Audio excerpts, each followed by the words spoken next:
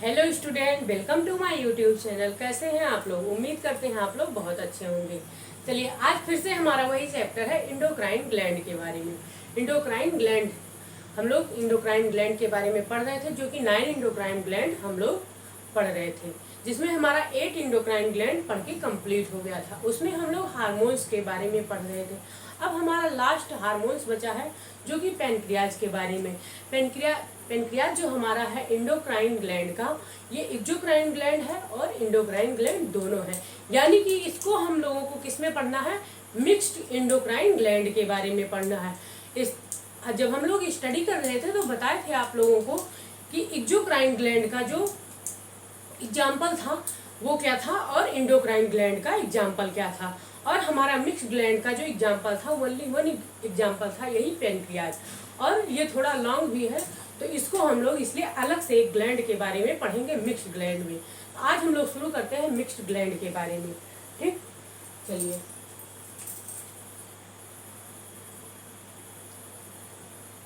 Endocrine gland, जिसे हम लोग क्या कहते हैं? अंतःस्रावी ग्रंथि। ठीक, अंतःस्रावी ग्रंथ। अब इसमें हम लोगों को क्या पढ़ना है? इसमें हम लोग पढ़ेंगे जो इंडो और एक्सो दोनों का करेक्टर दर्शाता है, वो है हमारा मिक्स्ड इंडोक्राइन ग्लैंड। क्या पढ़ेंगे? Mixed endocrine gland. Mixed endocrine gland को हम लोग कहते हैं मिश्रित ग्रंथ।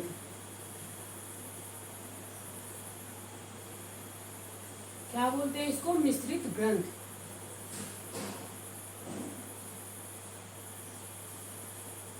अब इसमें जो हमारा था पैनक्रियाज, उसके बारे में पढ़ना है।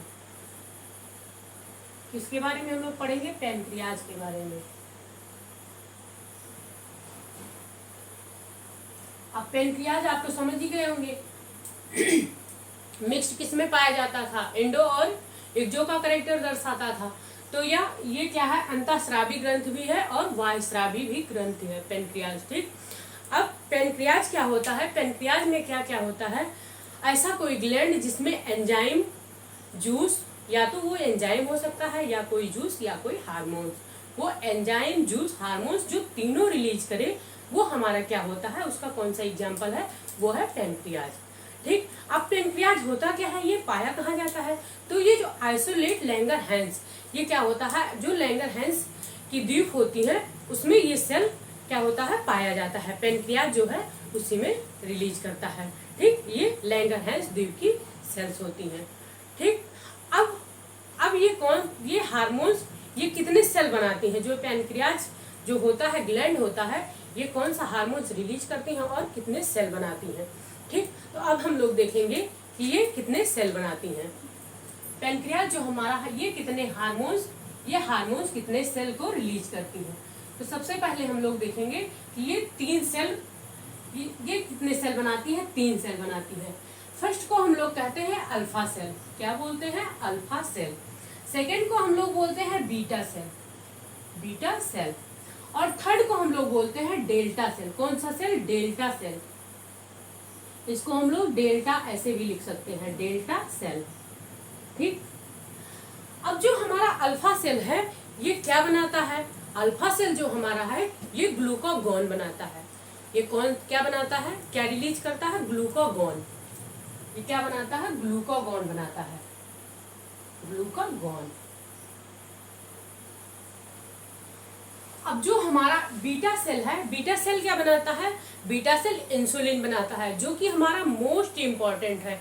इंसुलिन, जब आप लोगों को हार्मोन्स पढ़ा रहे थे तो बताए थे इंसुलिन के बारे में हम लोगों को डिटेल से पढ़ना है, क्योंकि ये इम्पॉर्टेंट है और हर बार ये एग्जाम में पूछा भी जाता है।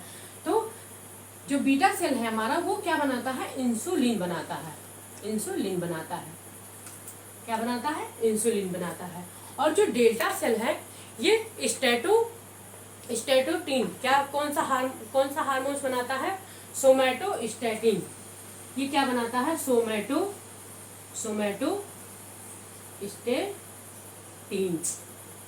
ठीक, ये सोमैटोस्टैटिन बनाता है।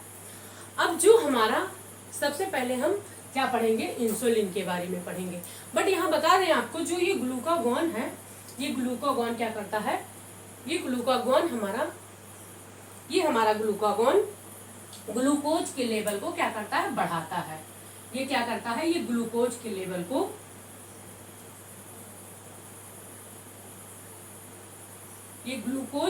को क्या करता है, इंक्रीज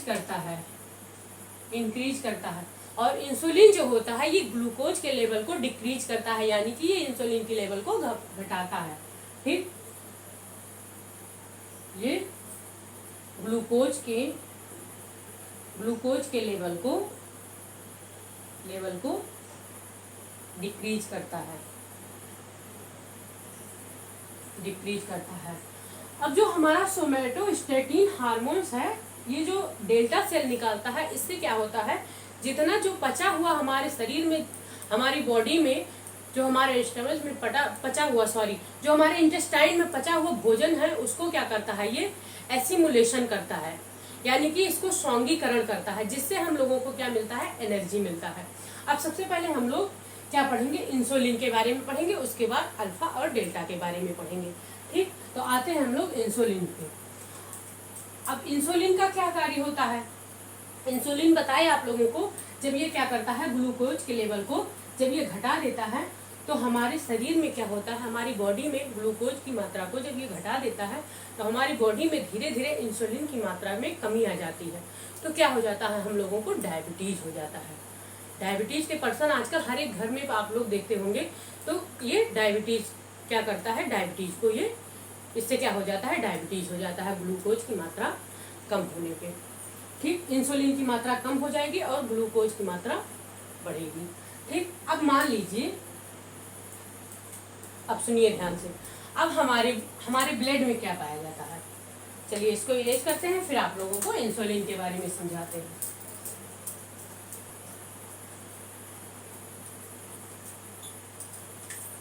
सबसे पहले हम लोग क्या पढ़ेंगे, इंसुलिन के बारे में। इंसुलिन, अब हमारे ब्लड में क्या पाया जाता है, ब्लड में एक शुगर होती है। हमारे ब्लड में क्या पाया जाता है, ब्लड में हमारे शुगर पाया जाता है। क्या पाया जाता है, शुगर पाया जाता है, जिसे हम लोग क्या बोलते हैं, ब्लड शुगर बोलते हैं। क्या बोलेंगे इसको, हम लोग ब्लड शुगर बोलते हैं, ब्लड शुगर। अब ये ब्लड शुगर जो पाया जाता है, अब मान लीजिए कि आप लोग अपने डाइट में कार्बोहाइड्रेट ज़्यादा ले लिए। अब हमारी बॉडी में बाहर से हम लोग डाइट में क्या किए, कार्बोहाइड्रेट ज़्यादा ले लिए, ज़्यादा मीठा खा लिए, या ज़्यादा जब सब कुछ खा लेते हैं तो क्या होता है, कार्बोहाइड्रेट की मात्रा, सैलेड ज़्यादा खा लेते हैं, या फिर प्रोटीन की मात्रा ज़्यादा ले लेते हैं, तो क्या होता है, हमारे बॉडी में क्या होता है, ये जो ग्लूकोज है, ग्लूकोज क्या होता है, ग्लाइकोजन में चेंज हो जाता है। अब जो ग्लूकोज है, इसमें क्या बनेगा, जब ज़्यादा हम लोग ले लेंगे तो हमारी बॉडी में ज़्यादा मात्रा में कार्बोहाइड्रेट्स, यानी कि जब शर्करा ज़्यादा ले लेंगे तो ग्लूकोज की मात्रा जो है हमारी बॉडी में ज़्यादा बनने लगेगी। जब ग्लूकोज ज़्यादा बनेगा तो ये ग्लूकोज क्या करेगा, ये क्या करेगा, ग्लाइकोजन में चेंज हो जाएगा। किसमें चेंज हो जाएगा, ग्लाइकोजन में, ये ग्लाइकोजन में चेंज हो जाएगा, यानी कि बदल जाएगा। अब इसको ग्लाइकोजन में, ग्लूकोज को ग्लाइकोजन में बदलने का काम कौन करता है, तो ये वर्क हमारा जो करता है, ये करता है इंसुलिन। कौन करता है, इंसुलिन काम करता है। अब ग्लाइकोजन की मात्रा जब ज्यादा हो जाएगी हमारी बॉडी में, तो भाई जब ज्यादा हो जाएगी तो उसको कहीं स्टोर भी तो होना चाहिए। तो स्टोर कहाँ होगा, तो वो जाके हमारे, जब हम आप लोगों को एक्सोक्राइन ग्लैंड पढ़ा रहे थे, तो उसमें एक्सोक्राइन का जो बाह्यस्रावी ग्रंथि है, उसमें हम लोग आपका क्या बताए थे आप लोगों को, कि जो हमारा एग्जाम्पल होता था वो क्या होता था, लीवर होता था। एक्सोक्राइन ग्लैंड का जो एग्जाम्पल था वो लीवर था। वो क्या क्या बनाता है, वो एंजाइम भी बनाता है, वो जूस भी बनाता है, और वो हार्मोन्स भी बनाता है। वो क्या बनाता है, तीनों बनाता है। तो ये कहाँ जाएगा, ये ग्लाइकोजन हमारा लीवर स्टोर कर लेगा। कहाँ जाएगा, ये स्टोर कौन करेगा, लीवर। ये ज्यादा मात्रा में जो ग्लाइकोजन है वो लीवर स्टोर कर लेगा। अब लीवर जो स्टोर करेगा उसको हम लोग क्या कहेंगे, स्टोरेज फूड कहेंगे। क्या बोलेंगे, स्टोरेज फूड। अब स्टोरेज फूड जो होता है या फिर स्टोर फूड कहेंगे, store food of human body. अगर पूछा जाए कि store food of human body क्या होता है तो आप लोग बताएंगे store food of human body, तो ये क्या होगा हमारा ग्लाइकोजन होगा,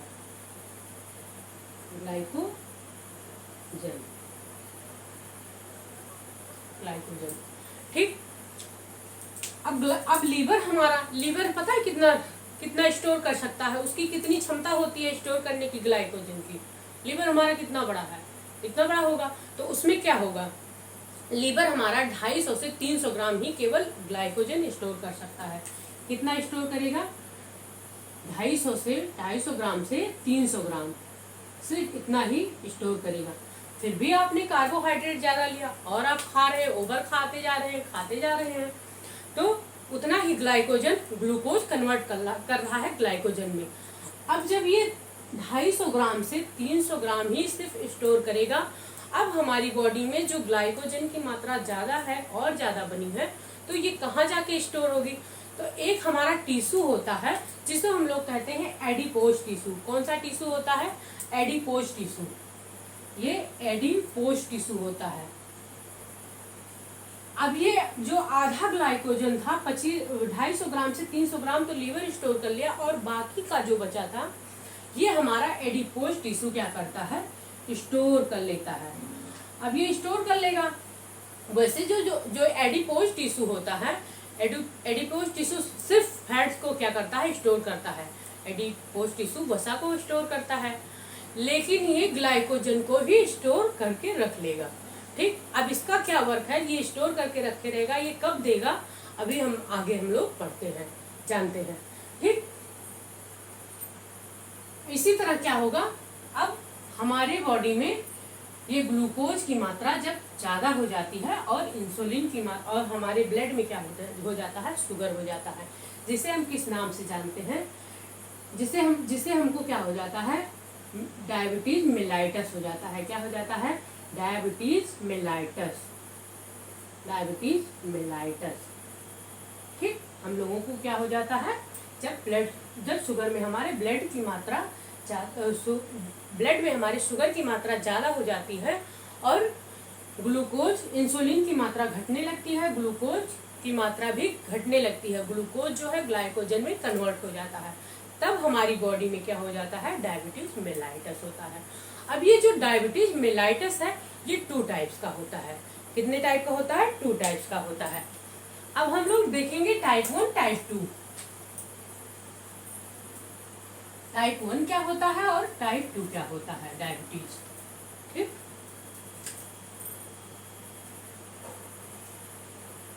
डायबिटीज। ठीक।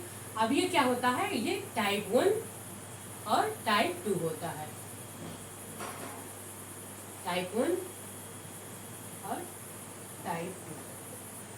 अब टाइप 1 जो है, पहले हम लोग टाइप 1 के बारे में पढ़ेंगे। टाइप 1 जो है ये क्या होता है, मेनली कहाँ देखा गया है, ये डायबिटीज कहाँ पे होता है, ये सिर्फ चाइल्ड में होता है। ये डायबिटीज कहाँ पे होता है, ये चाइल्ड में होता है। चाइल्ड यानी कि ये छोटे बच्चों में होता है। इस डायबिटीज को हम लोग कहते क्या है, किस नाम से जानते हैं, तो इसे हम लोग जुवेनाइल डिजीज कहते हैं। क्या बोलते हैं, juvenile disease, sorry juvenile diabetes. ठीक। इसको हम लोग जुवेनाइल डायबिटीज के नाम से जानते हैं। अब ये जो जुवेनाइल डायबिटीज है ये क्या हो सकता है, ये जेनेटिक्स भी हो सकता है। ये क्या है, ये जेनेटिक्स है, यानी कि आपके पूरे खानदान में किसी को भी डायबिटीज हुआ होगा, आपके मम्मी पापा को या फिर दादी दादा को या फिर नानी नाना को, किसी को भी अगर पूरे खानदान में अगर ये डायबिटीज होगा, किसी को शुगर की बीमारी अगर किसी को होगी, तो बच्चे में ये जो जुवेनाइल डिजीज है ये बच्चे में बचपन से ही देखी जाती है। अब इसमें होता क्या है, इस डिजीज में होता क्या है, पहले तो आप लिखेंगे कि ये क्या है, ये क्या है, ये जेनेटिक्स है, यानी कि ये आनुवांशिक है, ये जेनेटिक्स है। ठीक। ये कौन सी बीमारी है, ये जेनेटिक है, जिसे हम लोग आनुवांशिक कहते हैं, आनुवांशिक। ठीक। ये आनुवंशिक बीमारी है। अब ये जो डायबिटीज है इसमें क्या होता है, सबसे पहले क्या होगा, हमारी बॉडी में इम्यून सिस्टम होता है। एक क्या होता है, इम्यून सिस्टम होता है, इम्यून सिस्टम। अब ये इम्यून सिस्टम क्या होता है, ये इम्यून सिस्टम जो होता है ये क्या करता है, हमारी बॉडी में जो बाहर से बैक्टीरिया आते हैं, वायरस आते हैं, हमको सर्दी खांसी जुकाम हुआ तो क्या हुआ, बैक्टीरियल इन्फेक्शन हुआ, वायरल इन्फेक्शन, कुछ भी हुआ, तो जो हमारा इम्यून सिस्टम होता है वो क्या करता है, उस बीमारी से लड़ने में मदद करता है, उस बीमारी से क्या करता है, लड़ने में मदद करता है। बट जब इन लोगों को जुवेनाइल डायबिटीज हो जाती है तो वही इम्यून सिस्टम हमारा क्या करता है, स्ट्रांग ना होके वो धीरे धीरे वो क्या होता है, उसकी वजह से वो बीमारी से लड़ने में वो मदद नहीं कर पाता है, उसकी क्षमता क्या होती है, धीरे धीरे खत्म हो जाती है। तो सबसे पहले उनका क्या होता है, सबसे पहले उनका पैनक्रियाज डैमेज होता है। क्या डैमेज होगा, पैनक्रियाज, उस बच्चे का क्या होता है, पैनक्रियाज डैमेज हो जाता है, डैमेज हो जाएगा। अब जैसे जैसे पैनक्रियाज डैमेज होगा तो उस बच्चे को क्या होगा, शुगर हो जाएगा, यानी कि जुवेनाइल डायबिटीज हो जाएगा। अब जब ये डायबिटीज होगा तो उस बच्चे को क्या होगा, अब वो बच्चा इंसुलिन की मात्रा एकदम से, इंसुलिन का जो लेवल है वो एकदम घट जाएगा। जब घट जाएगा तो उस बच्चे को क्या होगा, उसको प्रॉपर इंजेक्शन देना पड़ेगा इंसुलिन का, ठीक, उसको क्या हो जाएगा, तब उसको जुवेनाइल डायबिटीज हो जाएगा, ठीक। अब वो बच्चा किस पे चलने लगेगा, इंसुलिन के इंजेक्शन पे, ठीक है, इंसुलिन के इंजेक्शन पे वो बच्चा चलने लगेगा, उसको हमेशा इंसुलिन का इंजेक्शन लगेगा।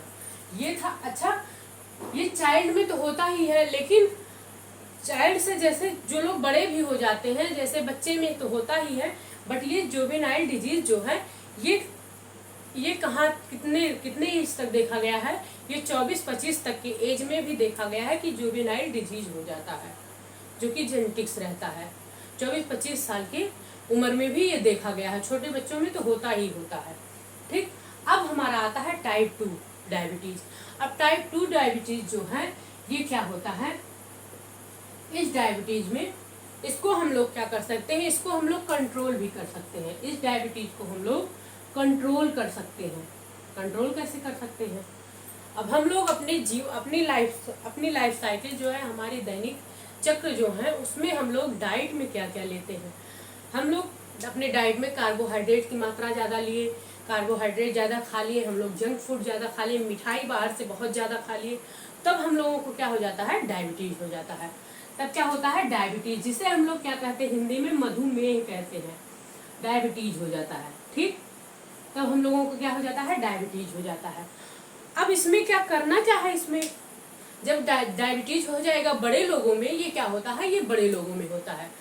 अब ये किस में देखा गया है, जुवेनाइल डायबिटीज तो बच्चों में देखा गया या 24-25 साल की उम्र में देखा गया, बट ये उसके बाद में 40 साल की उम्र में भी ये डायबिटीज ये देखा गया है, बड़े लोगों में 40 साल की उम्र तक ये डायबिटीज हो जाता है। अगर हम लोग कार्बोहाइड्रेट शर्करा ज़्यादा ले लेते हैं, मिठाई बाहर से ज़्यादा खाते हैं, जंक फूड ज़्यादा खाते हैं, प्रोटीन ज़्यादा मात्रा में लेते हैं, तो डायबिटीज हो जाता है। बट इसको हम लोग कंट्रोल कैसे करेंगे, अब कंट्रोल अगर करना है तो हम लोग सबसे पहले कार्बोहाइड्रेट की मात्रा कम लेंगे, उसके बाद अपने डाइट में क्या करेंगे, प्रोटीन कम लेंगे, सैलेड खाएंगे, फिर उसके बाद में हम लोग क्या करेंगे, मिठाई खाना कम कर देंगे। तो इससे क्या होगा, हमारा डायबिटीज कंट्रोल हो जाएगा। और इसमें जो मेन चीज ये है कि इसमें इंसुलिन बनना स्टार्ट हो जाता है। जब हम लोग कंट्रोल कर लेते हैं डायबिटीज तो इंसुलिन इसमें बनने लगता है। बट जो जुवेनाइल डिजीज है इसमें इंसुलिन बनता ही नहीं है, इसमें इंजेक्शन से ही काम चलता है, ये इंजेक्शन लगाने पर ही इंसुलिन इसमें बनेगा, ठीक। तो ये क्या करते हैं, इंसुलिन धीरे धीरे वापस बनने लगता है, ठीक। अब हम लोगों को देखना ये है कि इंसुलिन की मात्रा जो है, इंसुलिन की मात्रा हम लोग कैसे हम लोग देखेंगे कि इंसुलिन की मात्रा बन रही है या डायबिटीज है कि नहीं है। अगर ज़्यादा डायबिटीज हो गया, मतलब ज़्यादा मात्रा में सब कुछ खा लिए, तो उसको क्या हो जाएगा, उसको हम लोग क्या कहते हैं, हाइपरग्लाइसीमिया के नाम से जानते हैं। किससे, हाइपरग्लाइसीमिया, हाइपरग्लूसीमिया, हाइपोग्लाइसीमिया, ठीक, जिसका दूसरा नाम है हाइपरग्लाइसीमिया, ठीक, इसी को डायबिटीज कहते हैं, ठीक है। चलिए अब हम देखते हैं कि इंसुलिन की मात्रा अगर घट गई शरीर में तो हम लोग शुगर चेक कैसे करेंगे कि शुगर कब ज़्यादा है। शुगर हमारा दो टाइप में चेक होता है, दो तरह से चेक होता है, एक हमारे खाने से पहले होता है और एक खाने के बाद होता है। तो देखेंगे खाने के पहले कितना रहेगा और खाने के बाद कितना रहेगा, ठीक। चलिए अब खाने से पहले यानी कि आफ्टर मील, पहले बिफोर मील चेक करेंगे, बिफोर मील, ठीक, बिफोर मील, खाने के पहले, खाने से पहले। अब खाने से पहले अगर शुगर की मात्रा देखा जाए, खाने से पहले चेक करवाते हैं तो ये 70 से 80 mg पर डेसीलीटर आता है। क्या आता है? पर डेसीलीटर आता है खाने से पहले, यानी कि बिफोर मील ब्लड की मात्रा, ठीक, ये ब्लड में देखा जाएगा। अब अगर इससे ज्यादा हो गया, यानी कि अगर खाने से पहले आपका ज्यादा हो गया शुगर 70 से 80 mg पर डेसीलीटर से ज्यादा हो गया, यानी कि ये 100 के ऊपर चला गया, 100 के अगर ऊपर गया तो क्या माना जाएगा कि आपको शुगर है, ठीक, तो आपको क्या माना जाएगा कि शुगर है। अब देखते हैं आफ्टर मील, यानी कि खाने के बाद कितना होना चाहिए। आफ्टर मील, खाने के बाद, खाने के बाद हमारा जो शुगर का लेवल है वो कितना होना चाहिए, 180 mg पर डेसीलीटर, ठीक, ऑफ ब्लड, ये इतना हमारा खाने के बाद आना चाहिए। अगर खाने से पहले 180 आ गया तो आपको शुगर है, और आफ्टर मील खाने के बाद में 180 से ज्यादा हो गया, अगर आपके ब्लड में देखा गया डेसीलीटर 180 mg पर डेसीलीटर से ज्यादा आ गया तो भी आपको डायबिटीज है, ठीक। अब आता है हमारा अल्फा सेल, ये था हमारा इंसुलिन के बारे में। अच्छा, आप लोगों से पूछा जाए कि इंसुलिन की खोज किसने की थी, तो आप लोग बताएंगे, ये भी इम्पोर्टेंट है, एग्जाम में आता भी है कि इंसुलिन की खोज किसने की थी। तो वो थे हमारे बेंटिंग, कौन थे? बेंटिंग एंड बेस्ट, कौन थे? Bentinck and best. अब भाई जो बेस्ट होगा वही तो खोज कर पाएगा इंसुलिन का, बेंटिंग एंड बेस्ट ने किया था, ठीक। चलिए अब हम लोग पढ़ेंगे अल्फा सेल के बारे में। क्या पढ़ेंगे? अल्फा सेल के बारे में। हमारा इंसुलिन खत्म हो गया, अब आते हैं, अब अपना फर्स्ट पढ़ने वाले हैं अल्फा सेल के बारे में। अल्फा सेल हमारा क्या रिलीज करता था, क्या बनाता था, इसमें चेंज होता था, कौन सा हार्मोन रिलीज करता था? ग्लूकागॉन। अल्फा सेल कौन सा हार्मोन रिलीज करता था? Glucagon hormones. सबसे पहला पॉइंट इसमें अगर आप लोग देखेंगे तो ये क्या रिलीज करता था? ग्लूकागॉन हार्मोन्स रिलीज करता था। ये क्या करता था? ग्लूकागॉन हार्मोन्स रिलीज करता था, ठीक। चलिए अब मान लीजिए, अब जो हमारा ये अल्फा सेल है, ये ग्लूकागॉन सेल जो है, अब जो काम इंसुलिन करता था, जो काम हमारा इंसुलिन करता था, उसका जस्ट अपोजिट, यानी कि जस्ट उल्टा काम क्या करता है? ग्लूकागॉन करता है। वो कैसे करता है? ग्लूकागॉन जो है, जो हमारा अल्फा सेल है, उसका जस्ट उल्टा करता है। ग्लूकागॉन, इंसुलिन क्या करता था? ग्लूकोज को क्या करता था? ग्लूकोज को ग्लाइकोजन में कन्वर्ट करता था। ग्लूकोज हमारा क्या करता था? ग्लूकोज ग्लाइकोजन में कन्वर्ट करता था, वो भी किसकी मदद से? इंसुलिन करता था। बट यहाँ पे क्या देखा गया है, अब मान लीजिए कि आप लोग, हमारी बॉडी में क्या है? एनर्जी से तो हम लोग चल रहे हैं, आप लोग पढ़ रहे हैं, आप लोग देख रहे हैं, वीडियो बोल रहे हैं, या कुछ भी कर रहे हैं, मान लीजिए हम पढ़ा रहे हैं, हम बोल रहे हैं, या हम चल रहे हैं, तो हमारे अंदर हम क्या कर रहे हैं? दिमाग लगा रहे हैं, हमारे दिमाग में क्या है, दिमाग कैसे लगेगा, एनर्जी जब मिलेगा। अब एनर्जी कहाँ से आएगी, जब हम लोग दिमाग लगाएंगे, पढ़ेंगे, बोलेंगे, लिखेंगे तो क्या होगा, हमारे बॉडी में ऊर्जा खर्च होगी। ऊर्जा कहाँ से आएगी, किसके फॉर्म में मिलेगा, एटीपी के फॉर्म में। ये ऊर्जा हमारी किसके फॉर्म में मिलती है, एटीपी के फॉर्म में, जिसे हम लोग कहते हैं एडेनोसिन ट्राईफास्फेट, एडेनोसिन ट्राईफास्फेट। ठीक, अब ये कहाँ से मिलेगा हमको, अब जो ग्लूकोज होता है, जो हम मान लीजिए हम लोग जो कार्बोहाइड्रेट खाते हैं, जो कार्बोहाइड्रेट खाएंगे, फिर डाइट में अपने कुछ भी लेंगे, प्रोटीन लेंगे, सलाद खाएंगे, ये सब क्या करेगा, ये ग्लूकोज के रूप में कन्वर्ट करेगा। ये क्या बनाएगा, ग्लूकोज बनाएगा। क्या बनाएगा, ग्लूकोज। ठीक, ग्लूकोज बनाता है।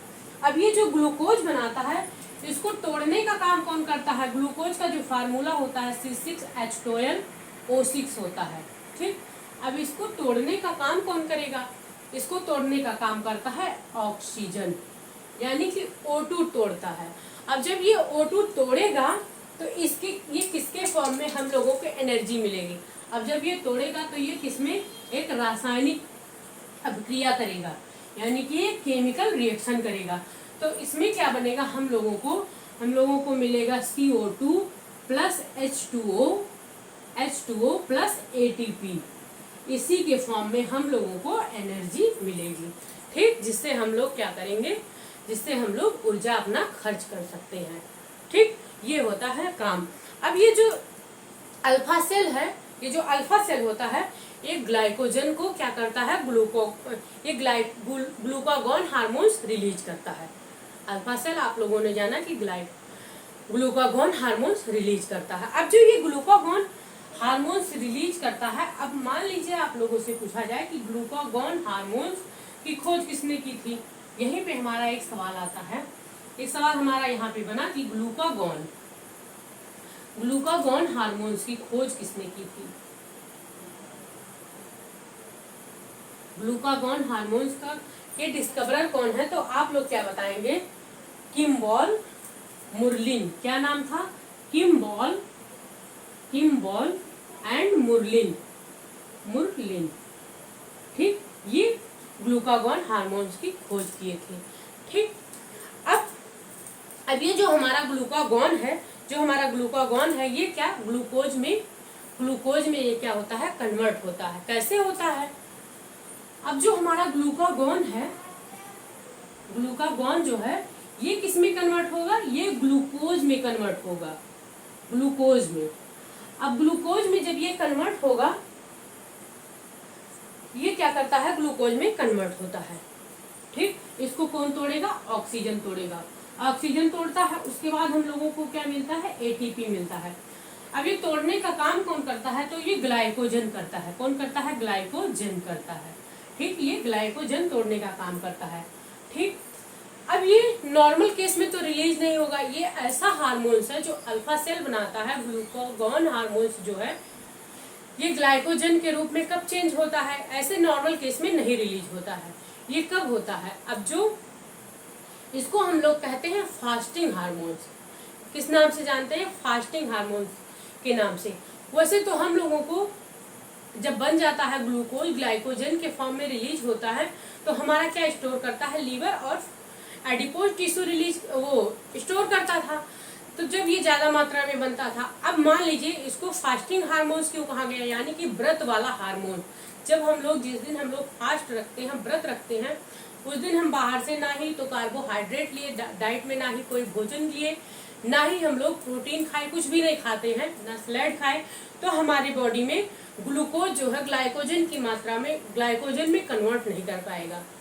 तब हम लोगों को एनर्जी कहाँ से मिलेगी, अब एनर्जी हम लोगों को ग्लूकोज से मिलती है, ग्लाइकोजन से मिलती है। जो ग्लूकोज ग्लाइकोजन में कन्वर्ट करता है, उससे हम लोगों को एटीपी मिलेगा। अब जब नहीं कन्वर्ट कर पाएगा, जब हम लोग बाहर से नहीं कुछ खाएंगे, सिर्फ पानी ही पिएंगे, तो पानी कितना ग्लूकोज बनाएगा, ग्लाइकोजन में कितना चेंज कर पाएगा, नहीं चेंज कर पाएगा। डाइट में हम लोग कार्बोहाइड्रेट नहीं ले, तो यहाँ पे जो हमारा वो ग्लाइकोजन स्टोर करके लीवर और एडिपोज टिश्यू रखा था, वो क्या करेगा, फिर हमारी बॉडी में वो उठा के दे देगा। यही काम होता है जो हमारे इंसुलिन सेल में ये क्या करते थे, स्टोर करके रखते थे। अब ये जस्ट उल्टा करेंगे, हमारे बॉडी में उठा के ग्लाइकोजन को दे देते हैं, जिससे हम लोगों को क्या मिलती है, एटीपी मिलती है, यानी कि ऊर्जा मिलती है, जिससे हम लोग दिन भर का सारा काम करते हैं, सारा वर्क करते हैं।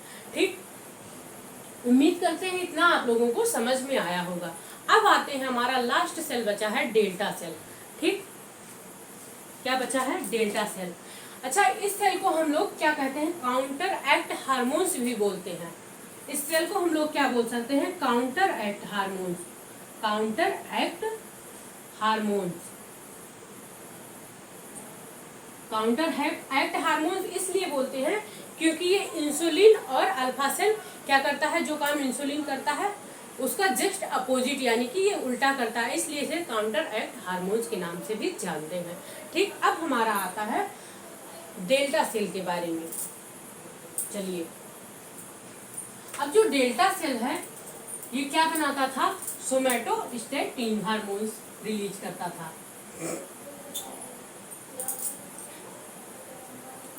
डेल्टा सेल हमारा क्या रिलीज करता था, डेल्टा सेल ये क्या बनाता था, सोमैटोस्टैटिन हार्मोन क्या बनाता था, सोमैटोस्टैटिन हार्मोन में ये क्या करता था, कन्वर्ट हो जाता था। जो हमारे पचे हुए भोजन थे उससे क्या लेता था, ये उससे क्या करता था, एसिमुलेशन करता था, सौंगीकरण करता था। ठीक, तो ये किस पे वर्क करेगा, ये हार्मोन्स किस पे वर्क करता है, अगर आप लोग देखेंगे तो ये हार्मोन्स हमारा जो है बीएमआर पे वर्क करता है। अब आप लोग सोचेंगे कि बीएमआर क्या है, ये बीएमआर पे वर्क करता है, जिसे हम लोग कहते हैं, आप लोगों को थायराइड ग्लैंड जब पढ़ा रहे थे तब भी बीएमआर का फुल फॉर्म बताए थे। ये क्या करता था, बेसल मेटाबॉलिक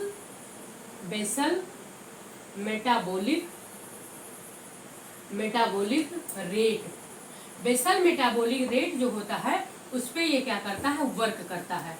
ठीक, उस पे ये क्या करेगा, वर्क करेगा। ठीक, ये क्या करता है, जो हमारी बॉडी में, जो ह्यूमन बॉडी में, जो हमारी बॉडी में सेल बनते हैं, वो सेल को ऑक्सीजन में कंज्यूम करने का काम करता है। सेल को ऑक्सीजन में कंज्यूम करने का ये काम करता है। क्या करता है, सेल को, जो हमारी बॉडी में सेल बनते हैं उसको ऑक्सीजन में कंज्यूम करता है। ठीक, कंज्यूम करने का वर्क करता है।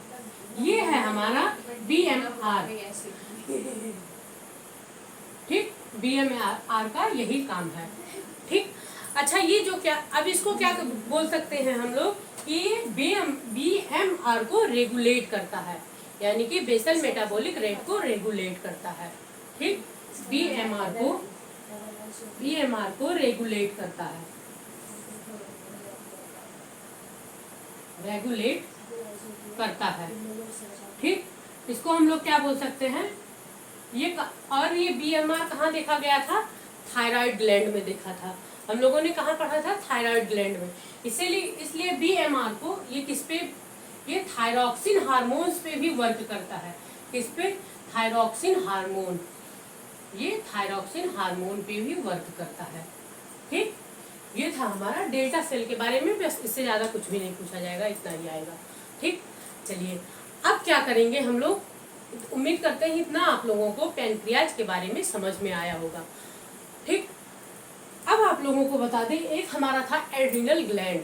एड्रिनल ग्लैंड जब हम लोग पढ़ रहे थे तो उसमें हमारा एड्रिनल ग्लैंड में कुछ उसमें डिजीज बाकी था, जो डिजीज के बारे में आप लोगों को नहीं बताए थे कि एड्रिनल ग्लैंड में अगर हार्मोन्स में जो हमारा एपिनेफ्रिन और नॉन एपिनेफ्रिन होता है, उससे क्या होता था, जो एल्डोस्टेरॉन हार्मोन्स निकलता था, अगर वो नहीं रिलीज होगा तो क्या होगा, उससे एक डिजीज भी हो सकता है।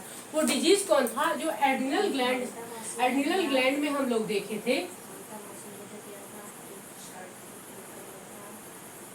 एड्रिनल ग्लैंड की डिजीज। ठीक, इससे क्या डिजीज होते हैं, विकार क्या आते हैं, डिसऑर्डर, ऑर्डर लिखिए, डिजीज नहीं लिखिए, डिसऑर्डर। अगर ये रिलीज नहीं होगा तो इसके डिसऑर्डर क्या है, इसके विकार क्या आ सकते हैं, तो इस पे दो डिजीज हो जाता है। एक हमारा होता है एडिसन डिजीज, एडिसन डिजीज, और दूसरा क्या होता है कुशिंग डिजीज। कौन सा disease? Cushing disease, Cushing disease. ठीक, इसमें कुशिंग डिजीज हो जाता है। ठीक, उम्मीद करते हैं आप लोगों को समझ में आया होगा। आज हमारा finally gland chapter endocrine gland complete हो गया पढ़ के। हार्मोन चैप्टर हमारा कंप्लीट हो गया। अब आप लोगों को अगर कोई समस्या हुई होगी तो कमेंट बॉक्स में कमेंट कीजिएगा। अब इसका हम अलग से एक 1 लाइनर शॉर्ट आप लोगों को बना के दे देंगे, जो कि हर एक एग्जाम में, वनडे एग्जाम में अगर आप लोग देखेंगे, एनटीपीसी में देखेंगे, बीपीएससी में देखेंगे, हर एक एग्जाम पॉइंट ऑफ व्यू से अगर आप देखेंगे वनडे एग्जाम में, तो ये क्या होता है, इस हार्मोन्स चैप्टर से 2-4 नंबर तो फंस ही जाते हैं। ठीक, तो इसलिए हम आप लोगों को 1 लाइनर शॉर्ट अलग से देंगे। फाइनली हमारा चैप्टर कंप्लीट हो गया। ओके, चलिए, थैंक यू फॉर वॉचिंग।